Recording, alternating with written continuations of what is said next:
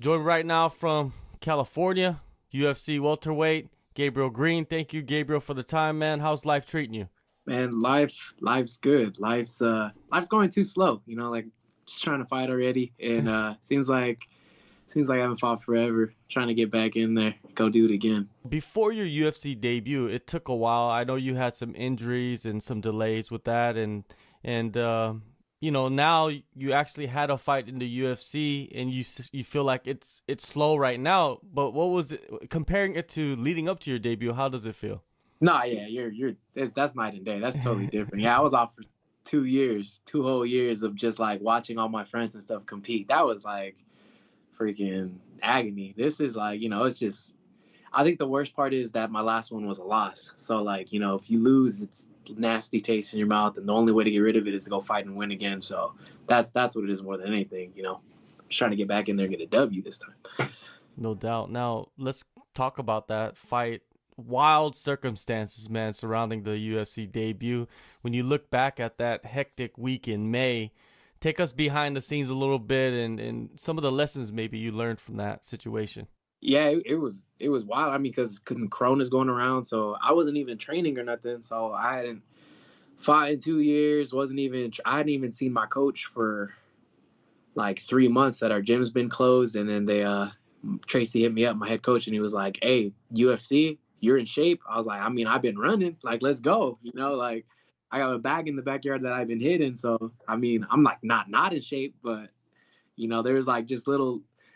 I didn't have that like timing down, and then there's the whole ring rust thing and all that stuff. So yeah, that going into this next fight and just every fight forward, definitely plan on staying in the gym as much as possible. So there's no timing I have to get back or any of that stuff. Yeah, no, but it was pretty wild because yeah, I didn't expect them to call me like that. They were trying to get me to fight for them in November of 2018, but that was like right after I had surgery, and it was just a long time. Long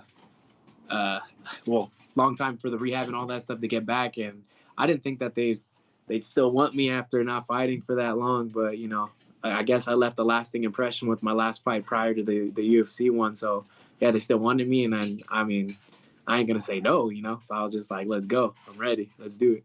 Yeah, sometimes it's about just getting your foot in the door, right? Yeah. Yeah, that's why. Yeah, I was like, because I told them, I think I think it was a matchup though. They asked me if I wanted to fight Gilbert Burns in 2018, back when he was a 55er. But then I was hurt, so I was like, oh no, I can't do that. And then they hit me up like again like a couple months after that, but I'm like, I just had because I fixed my hand first, and then I fixed my shoulder, and I was just like, no, no, no. And then so they said my body works. So I was like, I'm a little rusty, but at least my body works. Let me get in there and do what I know how to do, and let's fight. So I was like, I'm going this time for sure. Couldn't say no to that one. So basically, moving forward with your career, there's probably not going to be any circumstances that could be worse than your debut. Yeah, no, yeah, that was it is a bunch of bad stuff that just kind of all came together. Yeah, that kind of sucked. But yeah, I don't think I'm gonna run into anything like that because yeah, hadn't trained in forever, and then I think I finally got back to training, and I was like in the gym for a good like 3 weeks, and then Corona. Poof. So then like that's it. I trained when I fought. Yeah, when I fought Daniel, I think I trained 3 weeks in like 2 years for that fight. Besides like running and stuff like that. So yeah, I'm not gonna have to run into anything like that. Knock on wood at least. Some pretty bad circumstances that piled together. Yeah, I think a lot of people when they see your debut, they don't know about that. They only see the fight and they don't understand the Yeah. circumstances around that. Maybe if you'd have won that fight, if you got to explain it after the fight, if you got to do an interview, and a fighter last weekend was saying that the UFC should probably let both fighters do a post-fight interview. Even if you lost the fight, and explain the situation a little bit. I think that would kind of show the fans that are watching a little more of the fighter. You know what I mean? Do you agree with that? I mean, I think it would be cool. I mean, but it's like I still lost. I'm not gonna say like I have any excuses for why I lost. That when you go to fight, you got to be the best you that you can be, like on that day. And like Daniel Rodriguez was the better fighter that night. I can't, regardless of everything, because I'm sure he had to go through stuff too. I mean, did he go through as much stuff as me? I don't know, but so it'd be cool to hear if the guy who lost side of the story and all that stuff leading up to it, and just to like kind of humanize them so people can, because all they do see is us walk out there and fight, and then unless they're doing interviews like this and stuff where people are getting to know them.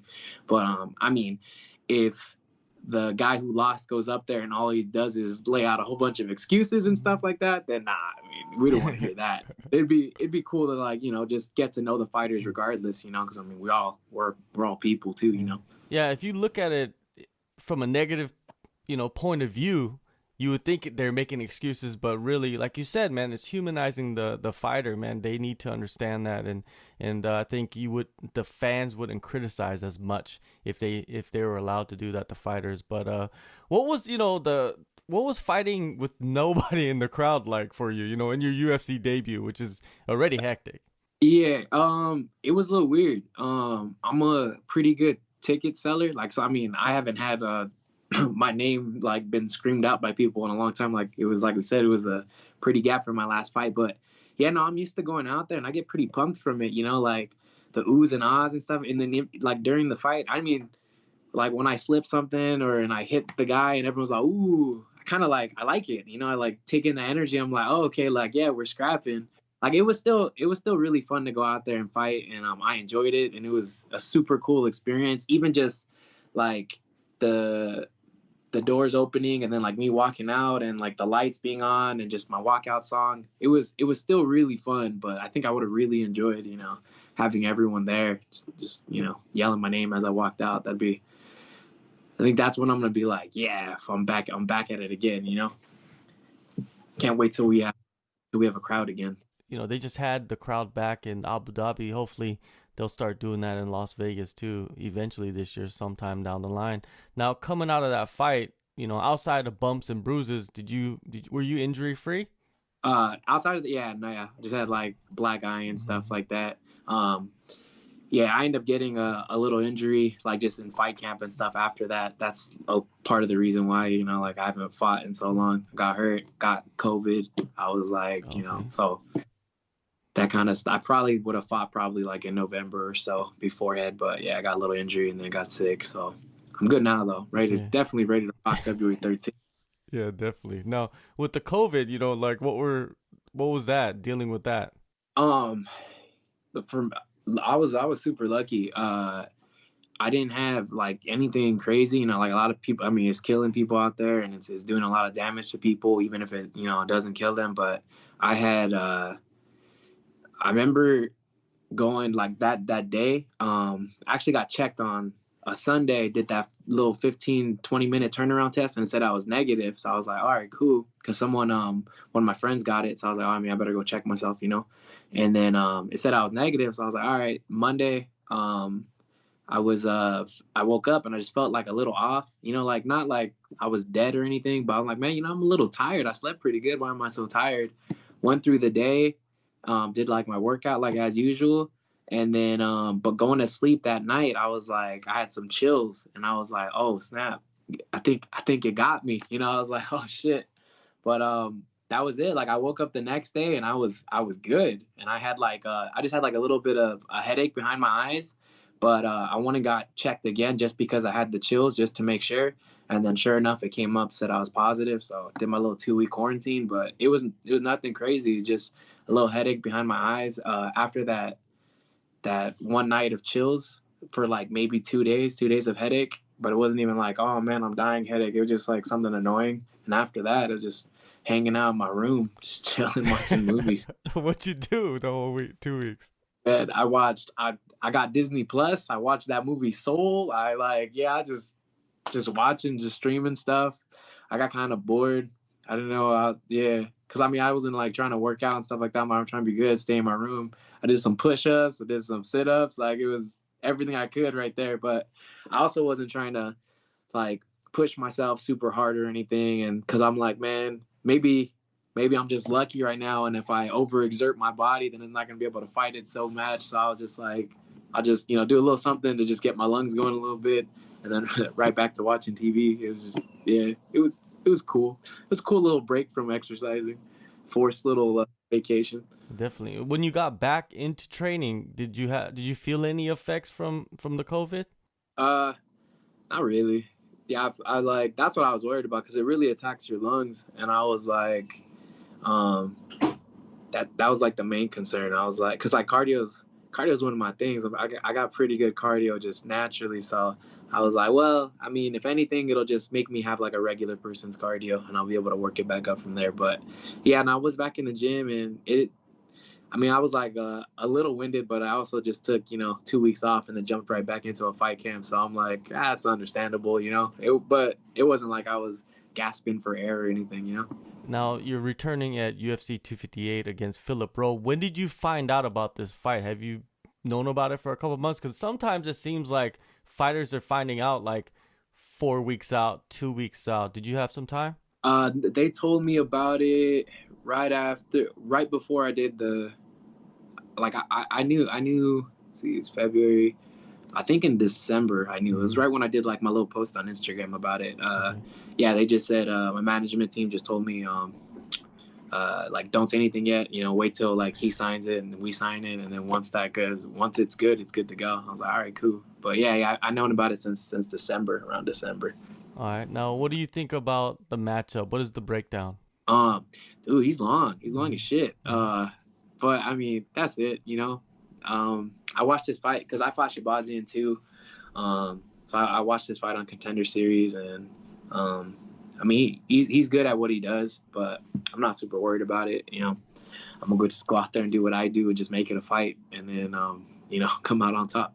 Now, I've seen you go back and forth from lightweight to welterweight. What made you decide to just continue with welterweight? How do you feel at that weight class? Honestly, I'm an in-betweener. I'm a big old 55er, like not the biggest welterweight, but it's just the last couple times I think I hit my second puberty in like 2018, and making 155 was just getting tough. Yeah, like and then I would go after weigh-ins. I drink my water and everything, and the next day when they'd weigh us in again the day of the fight, and I'd go from 155 to like 185, and I wouldn't even be 185 my entire camp. So like it would even just feel kind of weird when I was moving around in the cage because I was heavier than I used to be. Just my body just didn't want to be that small. So yeah, I was like, it was just even super tough making 55 a couple times. 170, not so tough, pretty chill. It's more, I wish there was like a 163, 165. That'd be super clutch, but unfortunately there's not. And I personally feel a lot better at 170. I don't know. I might dabble in 155 again, sometime, depending on just whatever fights are out there and what's going on in my life. It'd probably be a little easier if I have like the UFC's dietitians behind me instead of me just kind of winging it and all that stuff. But for right now, I like 170 because like I fought D-Rod, and D-Rod fights at 170. He knocks people out at 170, and I mean, I'm not gonna lie, he cracked me with some clean shots, and he didn't drop me. So I was like, if that's what 170 has to offer, I can hang with these guys, and I'm not worried about it. Yeah, no doubt you could hang with the guys, man. D-Rod is one of the guys that are coming up in that division, and he cracks hard. You've seen it like in his other fights, and you went in there and gave him a hell of a fight in your debut. So, I'm waiting for you to get in there, like with the full camp, like your real self, right? Do you feel like your real self heading into this fight? Oh yeah. It night and day, totally different. You're gonna see me. You're almost gonna be like, dang, that's the same guy that fought D-Rod. If you already thought I was good fighting D-Rod, you about to see someone else that's even better. Yeah. So what about training camp? Have you allowed yourself to go to different spots, or has the COVID limited your movement? Yeah, COVID's making it pretty hard. Even like luckily, like my gym was closed for the first fight. We kind of like reopened up, kept it really small with like just us. And then we're bringing in, because just he's 6'3", with an 81-inch reach. So more so just getting me to work with guys that are kind of like around the same height as him, so I can know where his head's going to be and stuff, and where he can hit me from. So it's not so much like me bouncing around other gyms, more like just kind of bringing in like a guy here or there to just kind of work with me extra one-on-one, and just be my basically my date every night until we go fight. Because yeah, man, the guy's long and tall. It's hard. The hardest thing was to find someone, because like I can find someone who's that tall and like big, like a 185er who fights, and then a 185er who's not in like who's not cutting to 185 right now. So now I'm sparring with guys that are like 220 and stuff. I'm like, Phillip Rowe's probably gonna be a little smaller than you, but as long as I can, work you, then I should be all right, Especially, but then Phillip Rowe moves good too, though. So then I'm working with guys that know how to, move side to side. It's hard to, when you're that big and tall and at the lighter weight, it's hard to get someone who can actually do that. But I think we managed to do a pretty good job of it and give me some good looks. Yeah, he's very unique physically. He's very unique because it's almost like he's a basketball player fighting. You know what I mean? In many ways, because like you said, 81 inch. That's wide right there. Yeah. No, yeah, we were we had those, like those sticks that you hits with. We were just, remember, it was like right when we got the fight news, I was like, let me see how long this guy's arms actually is. And then after I like put my arms out, I got a 73-inch reach. And after I was like, all right, so that's like an extra couple inches on each side, and I hold like the sticks out, and I was all like that. I was like, damn, man, this guy is super long. That's some long arms. It was funny. We just had like a laugh about it. We're like, all right, well, I just got to get in and do mine. So how do you see yourself getting your first UFC victory? I'm just going to take what he gives me. It's definitely not going the distance. I hate going the distance. I'm going to go out there. I'm going to put on an output. He's not going to be able to keep up with it. And he's either going to slip up and get knocked out or slipped up and get, some kind of submission. I might hop on his back and take his neck. I might take an arm home. It's going to be something, though. But I'm definitely not going to go the distance. I had that one distance with D-Rod, and we'll just be like, no more decisions after that, I'll finish this from here. Yeah, that's one thing that, when you look at your record, it sticks out, is that the only time you went to the judges was your last fight. Before that, it was just like finish after finish after finish. Yeah, usually first or second. I think I've been to the third twice now. Once with D-Rod, and then the time before that, I choked the guy out in like a minute into the third round. So yeah, I usually don't go that far into the fight, but and I hope to keep that ball rolling into my next fight. For sure, man. Well, February 13th, UFC 258, Las Vegas. Did they tell you it's Las Vegas or Fight Island? Have they said anything? It's Las Vegas. Okay. Well, Las Vegas, man. We're going to see you back in that cage in the UFC octagon. Thank you, Gabriel, for the time, man. Good luck to you and all the best for the rest of 2021. Appreciate it, man. And you too, man. Thanks for having me. Appreciate you. Appreciate giving me like a little bit of voice. People get to know me a little bit more, man. Thank you. Take a move in the ring. You can hit me with a word you fling.